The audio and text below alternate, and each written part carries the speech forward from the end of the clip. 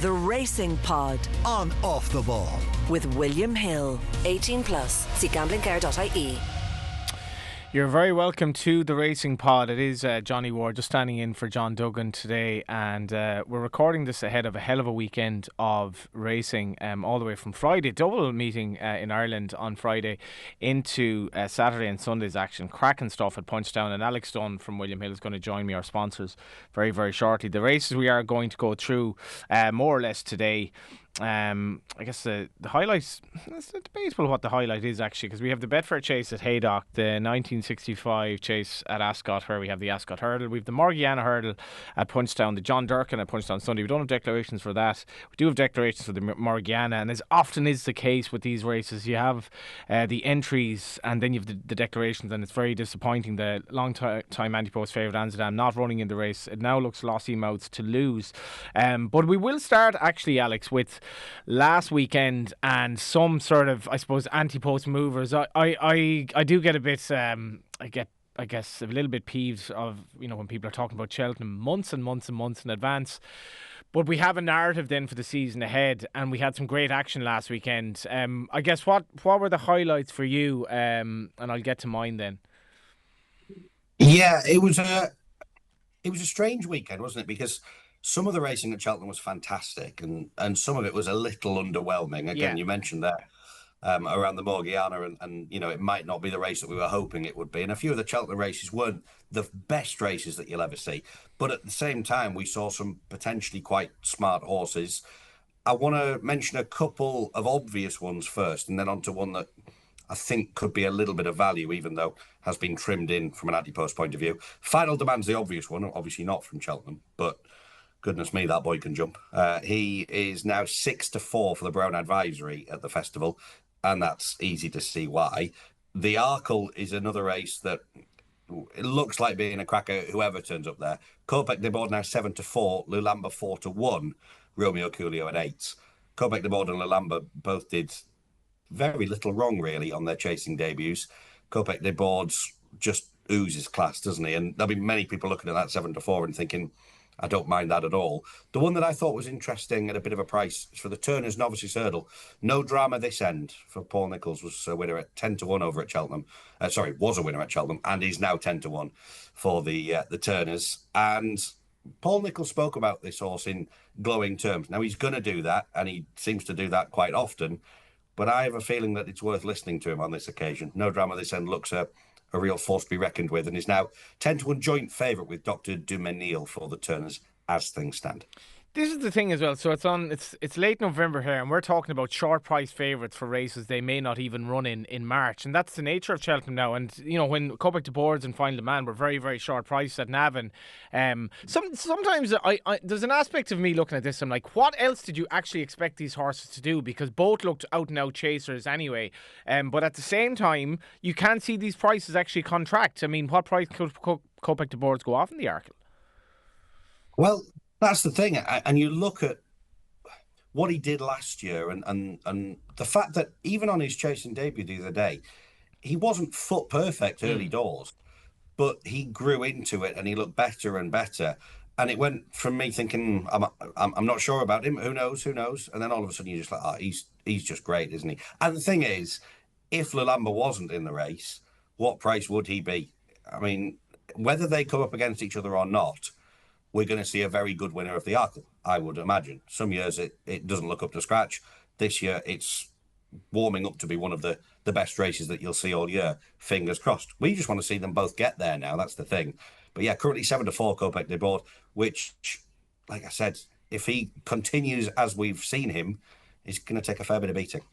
Yeah, there's a bit of 10-1 available elsewhere, but I do want to make a case for Romeo Coolio, who obviously was behind him at Cheltenham when they met as hurdlers, but this is a different ball game, and you're still talking about horses having to get to a race meeting 4 months away. Romeo Coolio, who's 8-1 with Hills, was absolutely spectacular, I thought, at Down Royal. Now, some of the fences were omitted, but I suppose one of the things, Alex, in relation to Cheltenham, the fact that they've gotten rid of that intermediate race means that your 2.5 milers basically now will run in the Arkle, so it does make it for a better race as well.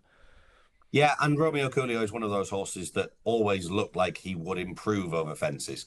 There are some that we're hoping will improve, and there are some that we're hoping will maintain the level that they did over hurdles. With Romeo Coolio, I'd be disappointed if he didn't end up being a better chaser than he's a hurdler. So you've got to respect the fact that, those fences are there for a reason. You've got to get over them and get over them as quickly as you can. Kopek de Board, for example, may get over them in a fashion, and he does look pretty good, to be fair. But jumping's the name of the game, and if Romeo Coolio can ping a few, then yeah, I agree. He's the one that I would urge punters not to forget about. Just to talk about Final Demand. So Final Demand is out of Zuzka by Walk in the Park. So he has the pedigree, and Walk in the Park has had so much hype since the early Duvan days. But these best horses are basically still more or less from that early era. Now Final Demand, I know the way you're thinking, and some of these other horses coming around now may become the best Walk in the Parks yet. But it's hard not to get excited about this guy, Alex, because even as much as he was beaten at Cheltenham, he looked an out-and-out chaser. And it was pointed out to me, somebody said to me the other day, he won a bit of an egg and spoon race at Navan. He beat Wingmen by 13 lengths, and now as the hour was another 3 lengths back, and he destroyed good horses. He did, and I think that's the thing. When I looked at that race beforehand, I thought, if he's not at the peak of his powers right now, if he doesn't take to fencing immediately, then there are runners in there that could take advantage, and they just never look like landing a blow. You do see some races, particularly over in Ireland, where you will see those towards the front of the race early doors and those towards the back, and you can almost see what they're trying to do with some of their runners. On this instance, Final Demand was just way too good for everything in the race, and it's so hard to see him being beaten in the Brown Advisory as things stand. Now, there will be other horses that come out in the next few months and can lay claim to potentially coming up against him, but he's 6-4 right now. He's 5-4 to win any race at Cheltenham, but that does far and away seem the obvious one for him. I mean, the other races that we've priced him up for currently are the Stayers Hurdle and the Arkle, and I'd be very shocked if he went for either of them. Okay, one more horse I want to talk about, Antipost, and we haven't discussed this pre-show, so I'll give you a bit of time maybe to get the Triumph Hurdle betting up. So the Triumph is now one of the showcase races on the Friday, that isn't the Gold Cup, and this race, William Hill, is 12-1 the field, so it's definitely, as you might expect, given it's only November and they're only 3-year-olds at this stage, it's not a race that's necessarily developed yet, and maybe the winner hasn't even run over hurdles yet. Maybe we haven't seen the winner at all yet. There was something about Barbazon's performance, Alex, at Navan that really took my eye, because he was a horse that I kind of half followed on the flats. I tipped him up the last time he ran in a small field race, having seen him win prior to that on the flat. Now, just to look up his form, because when he was running in these races on the flat over the summer, he was trained by John Murphy. I actually went a little bit unnoticed to me that he was sold at all, because he won at Killarney. I was there that day he won at Killarney, and I was there the following day. He was 5th at Killarney in a listed race, kind of a messy race. He then ran in a 5 horse race at Punchestown, and he beat Corridor quite readily, showed a turn of foot. We don't train horses, Alex, but for a horse to translate from the 16th of September, where he had to show a turn of foot to win a muddling race over 1 mile and 1, to win a slog at Navan on heavy ground over 2 miles 5 on ground that was unraceable the day before, well back 13-8 favourite, maybe not the strongest race in the world. There was so much about this I liked. He is 16-1 for the Triumph Hurdle. I have to advise anyone listening or watching get on this right now. I liked him the other day. I thought it was a really smart performance, and yeah, I've got to say, as a flat horse, he was what he was. He was pretty good, but he didn't set the pulse racing like he did the other day. I thought he looked really, really good, and like you say, it is tricky with the Triumph because we might not have seen the winner out just yet. There are horses that end up in the Triumph by hook or by crook, coming from all different walks of life. Some of them will make better chasers in time. Some of them were good flat horses. You get all sorts lining up in the Triumph, but I agree that right now he looks one of the most exciting ones. It is a wide open field right now, as you'd imagine. 12's the field. He's in there at 16-1, but from what we've seen so far, he's got to have a chance.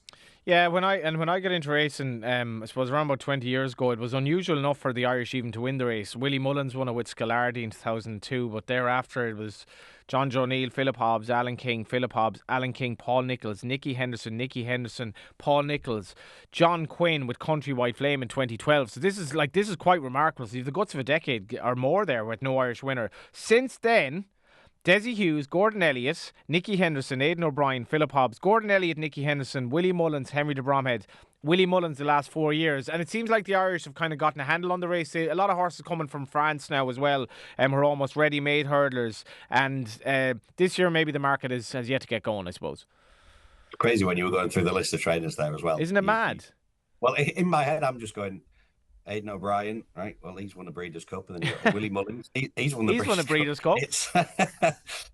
So maybe it has changed, and it is one of those races where, I mean, last year's renewal or this year's renewal, I guess, was just crazy, and we've seen some really nice types come out of it. But we don't know how good the winner is going to be long term. It is one of those races. It can throw up a strange result, but from form-wise, what we've seen so far, I'm with you. I thought Barbazan looked next. Okay, let's move on to this weekend, and we have, as I say, we've cracking action here, and it is Johnny Ward and William Hill as Alex Dunn. Just go through the runners. We've gotten declarations in for Saturday's races, and we might actually start on Saturday in Ireland. Let's start with the Irish action on Saturday. Think we'll have no issues with, we've had a bit of a cold snap, but we should be all good for action on Saturday. I quite like the fact as well that we have the Morgian on a Saturday. I'm a bit more of a fan of racing on a Saturday than a Sunday. I think there's maybe a bit more hype about it. But Amsterdam not running here was the big news. I don't know, these anti-post markets, Alex, obviously you got them to be very, very wary of them anyway, but I don't know what you make of the race. Glenkill, Naranci, Nandawi and Lossiemouth, it's not great. It's not too bad. It's not great. How did they bet? Lossiemouth is 2-1 on currently. 11-4 for Iranci, and Darby is 9s, and 22-1 for Glenkill. And it is one of those races where, and you mentioned it there, from an anti-post point of view, it has been tricky. Willie Mullins has sort of given everyone the runaround with his running plans because, as you said, Amsterdam all week, that appeared to have been the plan, and then all of a sudden it isn't. So, look, Lossiemouth is going to take one heck of a lot of beating. Iranci is a nice type. Second in at 11-4, and I like Ndawi as a horse, but I doubt that he'll be winning races like this. He's 9-1. It appears to be Lossiemouth's to lose. It'll be interesting how the market shapes up because, like I said, she's 2s on now. She could go off 4s on. She could go off 8-11, depending on the strength of market behind her. You'd expect her to win, wouldn't you? She is a superstar, and let's hope that she does go on and win and win well, and be interesting to see where she goes next. But yeah, as far as the Morgian is concerned, not the strongest field that you'll ever see. Yeah, Lossiemouth obviously was one of those horses I mentioned who won the Triumph. Because they have these stupid mares races now, she can avoid the champion hurdle. And we don't know where she'll go at Cheltenham. And there was obviously all that chat last year. My problem as a punter with a race like this, Alex, is that the market will absolutely clarify, regardless of what the trainers say beforehand, regardless of who was supposed to run, who was not supposed to run, regardless of who needs the run, who doesn't need the run, regardless of anything any owner says, the market will totally clarify Iranci and Lossiemouth's chance relative to each other. Aranci's hard to weigh up because he was 18-1 when he beat Salvador Mundi the day Copic to boards ran a shocker at Punchestown. He's rated 157. That's only £2 less than Lossiemouth, and he's a second season hurdler. So theoretically, he should have a very good chance. But I find as a punter, I wouldn't go near this race with a barge pole. That's just my attitude. I guess the question with that is, how much do you believe official ratings and how much do you take into account what you've seen with your own eyes? Personally, I would say that as long as they are both 95% fit or better, Lossiemouth would beat Iranci 49 times out of 50. However, that's not to say that it's not going to happen, because Lossiemouth might not be fully tuned up for this. Or Iranci might be one heck of a lot better than I'm giving him credit for and could still improve. But as things stand, Lossiemouth's going to take so much beating there. But like you say, the market will be key. And how often do we see that in these kind of races? Yeah, we don't have. I haven't gotten any comments from the Mullins yard as stands at He was one of my, I suppose, anti-post tips for the champion hurdle. The other thing is, like, when you have Gavin Cromwell saying he hopes that he hopes that, I know the way you're thinking, will run well on his return on Sunday. This is a horse rated 176 or something. It's like, it's very hard to know at this stage of the season, Alex, where these horses are at fitness wise. It is, and you can go off what trainers have done with other horses so far this season. So, for example, in England, the Skelton team have tended, the runners that have run huge races and won big races have had a pipe opener. They've already had a run. Whereas if they had a big hit, they're going for a race without having a run, then it might be best to try and swerve that one. That said, when you do have these superstars, these horses that are rated, as I know the way you're thinking is, they've almost got to be campaigned a little bit differently anyway. You almost can't judge one from another because things do change with the caliber of horse that they're training. It's only natural, I guess, for the trainers to maybe treat one with kid gloves rather than to try and an attack from the start of a season. And also, there's so much riding on Cheltenham, for example, in March, and we see that so often that often horses don't try to peak at this point because, as a trainer, I've never trained a horse personally, but I'd imagine it's pretty hard to keep them at 100% for that many months of a season. 100%, absolutely. And in fairness to Gavin Cromwell, he said it's all about Cheltenham, work back from that. Let's see what happens with regard to Cheltenham in the 150 at Haydock. This is the graduation chase. Excuse me. This looked a hell of a race on entry stage, and the 5 runners that turn out, it's still very, very good. We have Iroko, first time wind up, who people may forget was actually sent off favourite in the national, when a very honourable 4th. When last seen. Butch has also had a wind up. In Britain, all these things are advertised. In Ireland, we're left in the dark about it. Then you have the Jukebox Man.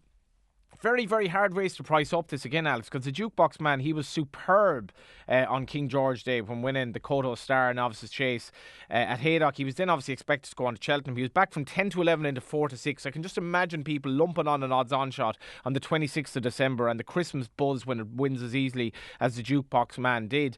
Problem is we haven't seen him since, so Ben Pauling sends him out. Ben Jones maintains the ride on the odds-on shot. As I say, taking on Butch, Nappers Hill as well, off a massive layoff for Paul Nichols, and then Mr. Hope Street, who's only rated 127 and obviously is up against it, but you can see why he's in the race. How do you bet?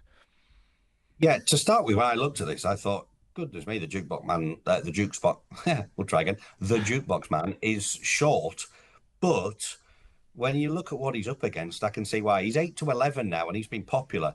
9 to 4, Iroko, Nappers Hill 15 to 2, Butch 10 to 1, and Mr. Hope Street is 20 to 1. On what we know of these runners, it looks a match between the Jukebox Man and Iroko, and surely Iroko, all roads lead towards the national again, or so you'd think. So is this just a spin over 2 mile 5? Quite possibly.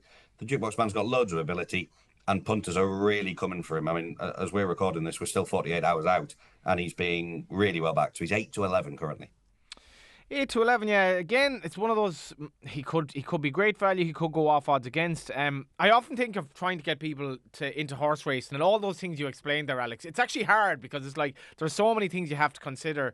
2 of these horses have had a wind up. Why has this horse not been seen in 331 days? The one thing you'd say about the Jukebox Man is he has been really reliable. Like, so you can basically, if Ben Pauling produces him in reasonable shape here, he wins, doesn't he? You would imagine so. What I will say is, at William Hill, we've got racing from a new angle with the all-new racing Bet Builder. Talk to me about this. This is incredible, right? So Bet Builder, one of the greatest innovations the bookmakers have brought in football. Can you turn it to racing? You can, with us here at William Hill. I will go into it in a bit more detail on the Ascot Hurdle. I've got one lined up for us there. Oh, wow. But it is worth bearing in mind that on races like this, where you might look at it and go, it's a bit of an unappealing betting medium. But if you've got a view, you can normally work the Bet Builder to your advantage. So if you were just against Iroko here, for example, you might want to take the Jukebox Man to win, and then you can look at place betting for the others, or match bets between runners, or distance betting, and put them all together to find a bet that works for you. So we will go into that in a bit more detail on the Ascot race, but this could be a race that's primed for it as well. Okay, so let's go to the Ascot race. This is the 240, the Ascot Hurdle.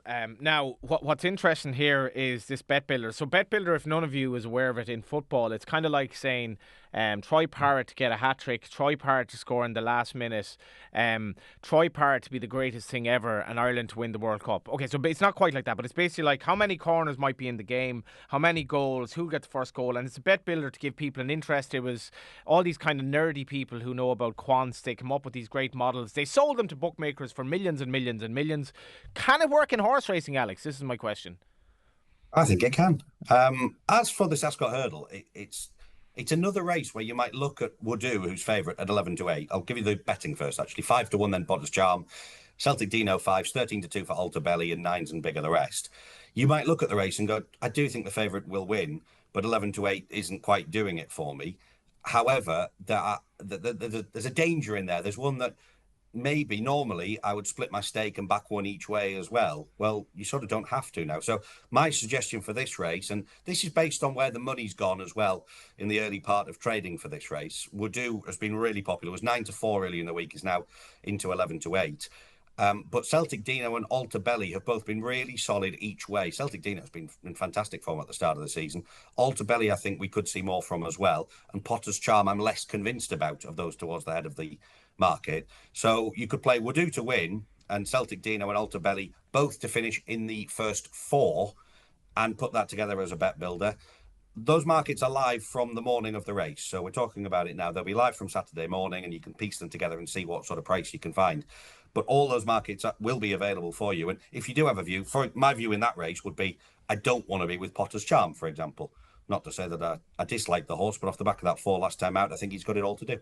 Yeah, I do find the bet builder and horse racing fascinating. I was over at York talking to Racing TV had a kind of a conference about like the way that we'll present races in the future. And this, I'd never heard of this before, but it was introduced that this bet builder was coming in. And I guess like in a football match, you can kind of you can be fairly certain about what's happening. But the complexity for bookmakers is, let's be honest, horses are not trying all the time. There is a lot of stuff going on in horse racing, and to try to piece together everything that can happen in a race, I'm really interested to see how it goes for you. And in this race, I want to take Woodoo on. She's been an amazing mare. She only experienced defeat, obviously, last time against Lossiemouth. But what about Nemean Lion? I mean, tongue tied for the first time, but like her Kerry Lee's horse's performances before Cheltenham last year, very, very good.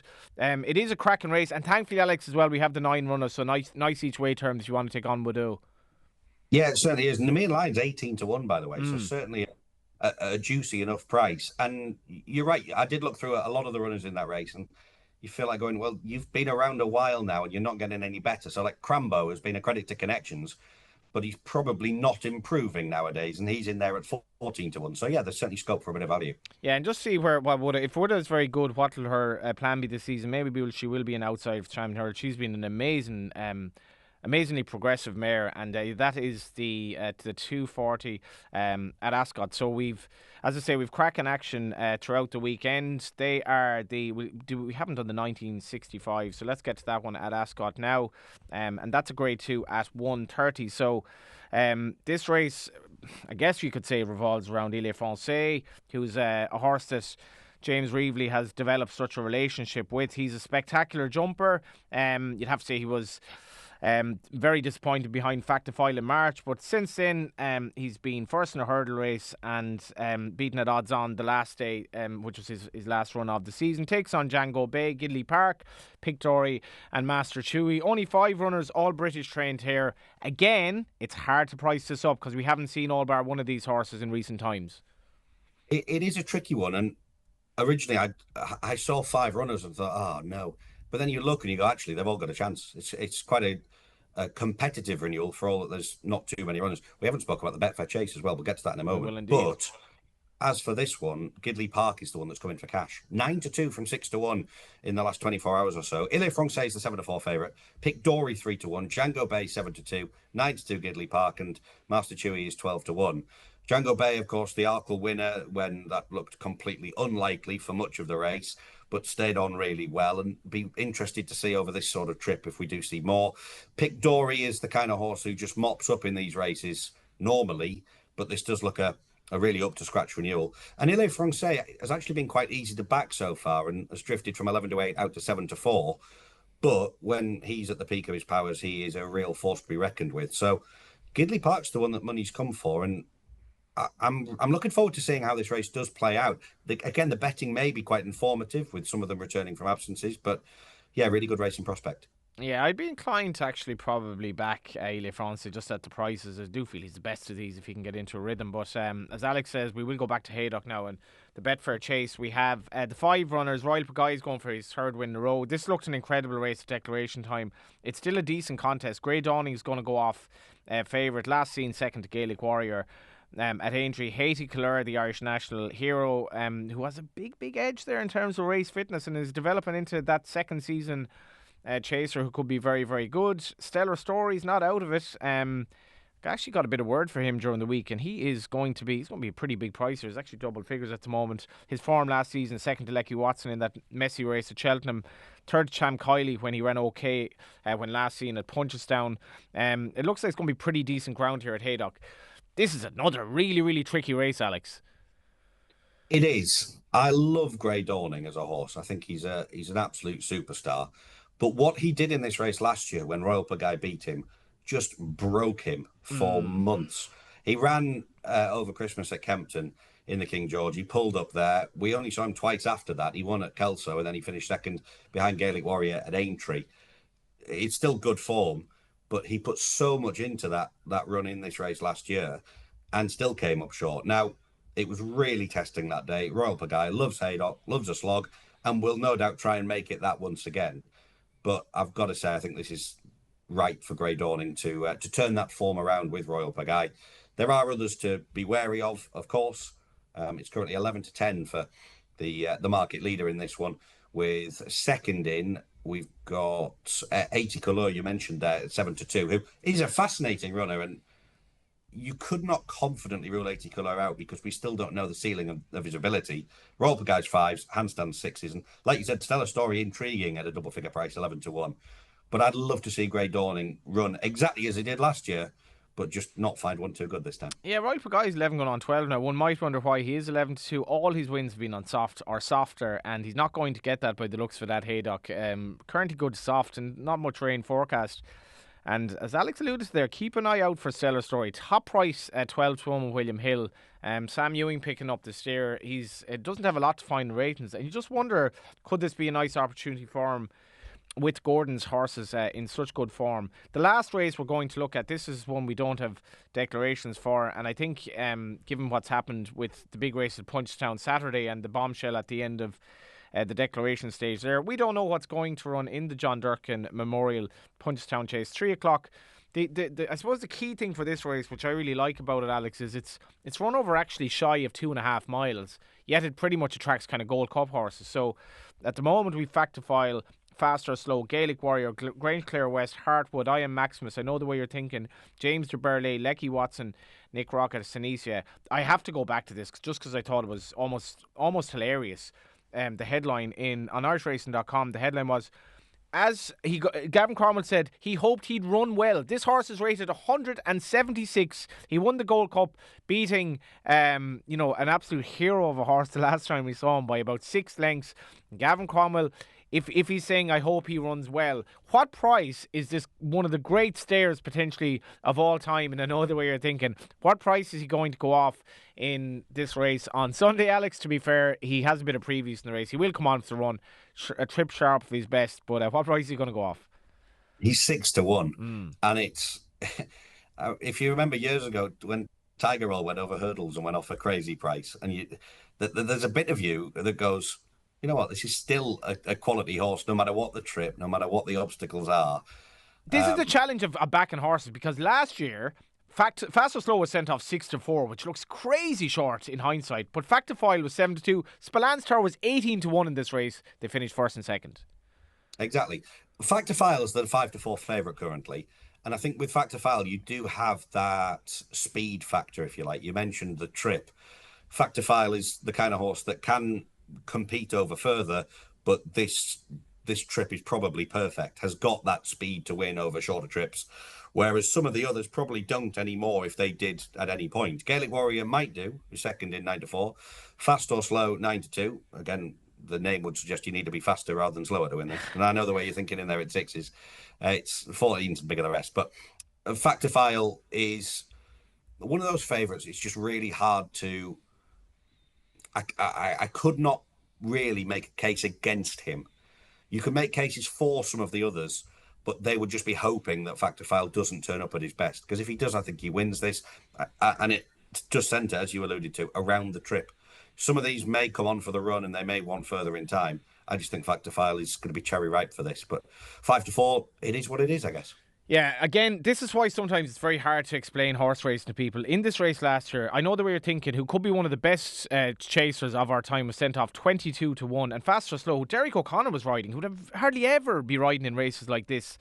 He was sent off a 6-4 favourite. But I did speak to Martin Brassel not long ago, and he was very happy with the horse at that time. So if you're thinking this, well, if he were 6-4 last year, he's still only a 9-year-old, and you can get maybe about a bit of 5-1, maybe Fast or Slow could be the value in the race. But this is a race that bookmakers, it's just very, very hard for them to price it up and see where the action kind of goes towards the off. But it's an amazing few days of racing. What else are you looking forward to, Alex?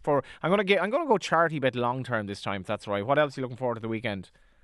Well, you alluded to the fact that there is top quality racing wherever you look, at Haydock, at Ascot, and over at Punchestown. I do just want to mention, just quickly on the John Durkin, I was just looking through, and I know we don't have the decks through as we record, but the long list for this race, how many Cheltenham Festival winners are in there? Factor File, Gaelic Warrior, you've got Lecky Watson in there, you've got 2 Grand National winners, Nick Rocket and Iron Maximus. It's almost like you know, when you say you could have a dream dinner party with 4 people who you're going to invite.